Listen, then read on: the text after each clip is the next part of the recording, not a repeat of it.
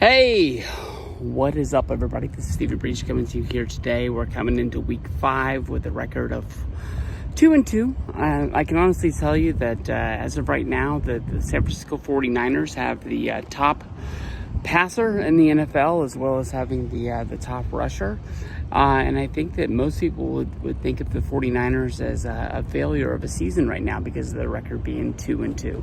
I think Brock Purdy is having one of the best seasons as he's had in the NFL. This is a contract year for him. I think a lot of people know what is on the horizon for him. Some people call him the $60 million man as a 49er fan. I understand the guy made, what was it, like $900,000 and then $1 million for year 2 and year 3 of his career. He hasn't been having the big bucks, but my hope as a 49er fan is he gets every dollar that he's got coming his way, but he signs a deal a lot like a Tom Brady would. He understands that he's going to be having money coming at him from other directions, and it's good to have a team to throw the ball to, as well as play defense for you, so you can keep on winning inside of your career.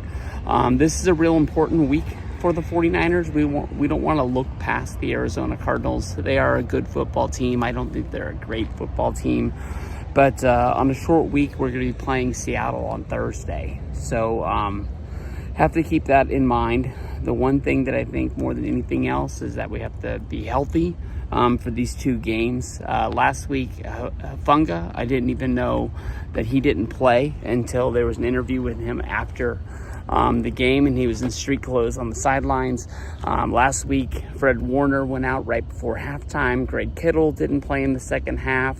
And there's a lot of question marks. Deebo Samuel seemed to come back from injury 100%, but we just got to get the team back to being healthy. You listen to part of my take today. There was a lot of rumors about Christian McCaffrey not even playing this season, maybe not even playing ever again, retiring. Maybe that's one of the reasons that he was going over to Germany to look into a doctor, seeing that he could help with his injury.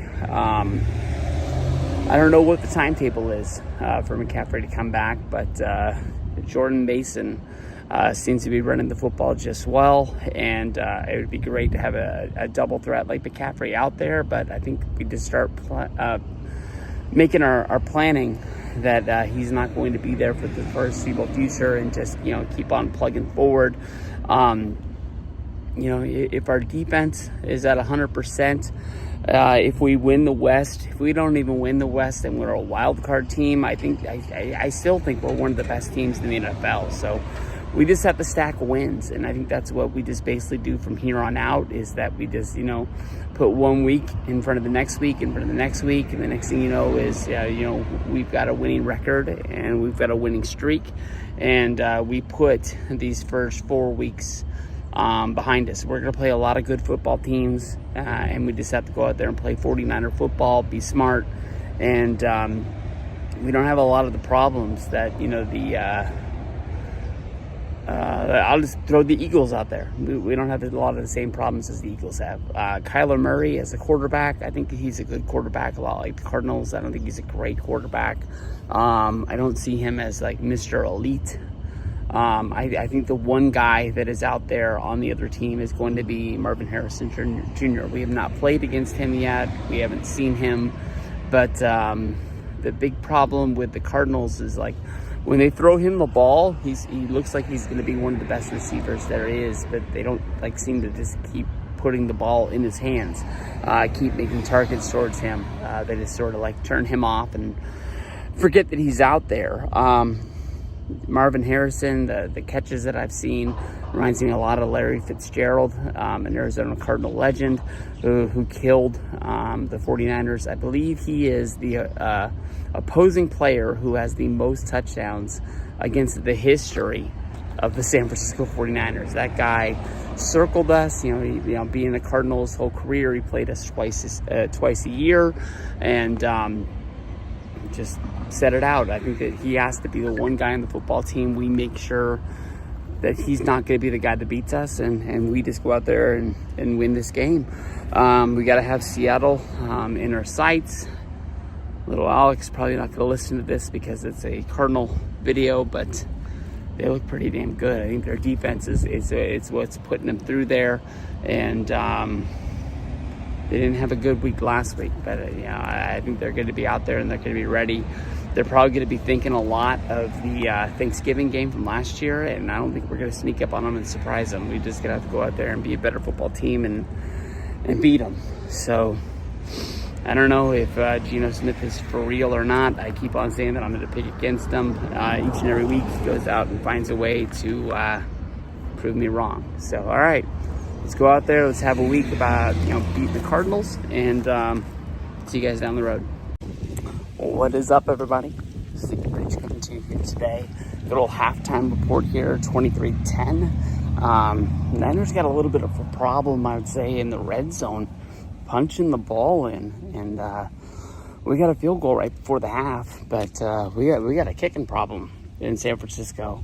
Moody went to go make a tackle on a kickoff and basically jammed up his knee.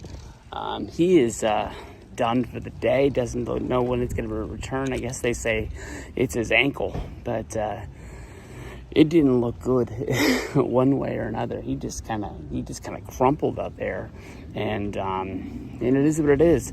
I'll tell you one thing though, Brandon Ayuk is back.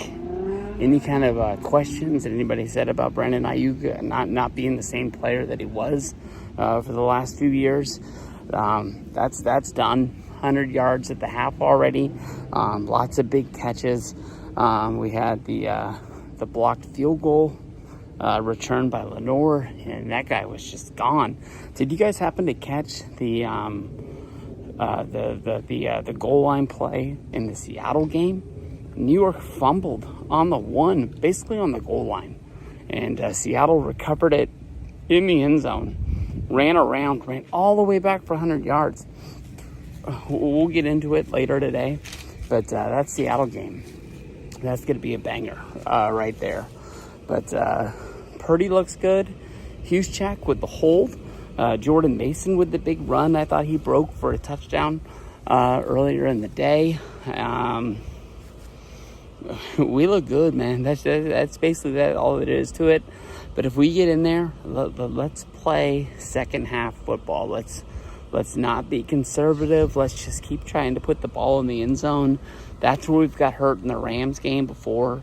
And let's just go out there and win 2 in a row. Let's just not be negative Nancy's, but we got to score when we're in the red zone. Let's not hold it up to our punter's name. I don't know. I'm not even going to try. But he's one of the best punters. But they're kind of sketchy about him kicking the field goals. So let's just not even get this into a 3-point game here. Right now, we're up 23-10. Let's just roll with it. That first touchdown that Arizona got, Kyler Murray broke free and ran it into the end zone for a touchdown.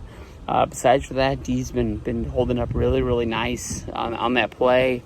Bosa, he was probably just feeling something, went one way when he should have went the other way, and just gave a huge hole for Murray to run through, and we just can't do it again. Bosa, he made up for it. He had an interception, his second interception on his career, ran that bad boy back that we were able to get that field goal right before half. So we're sitting good. Let's just keep adding on it. Let's go. We got a problem in San Francisco. I'm not upset that we have a losing record. I'm not upset that we're 2-3. I'm upset that this 49er football team cannot put a game away in the second half. This is the second time this season, 2 out of 5 games, we've had a sizable lead going into halftime, and we weren't able to close the door. I understand that Moody got hurt. We had to go for it on that 4th and 23 because we didn't trust our punter or our fullback to be able to kick a field goal. But Jordan Mason dropped the ball. Brock Purdy, I don't know what happened on that last play, if he got hit from behind or hit in the arm. I was mad. I yelled the F word.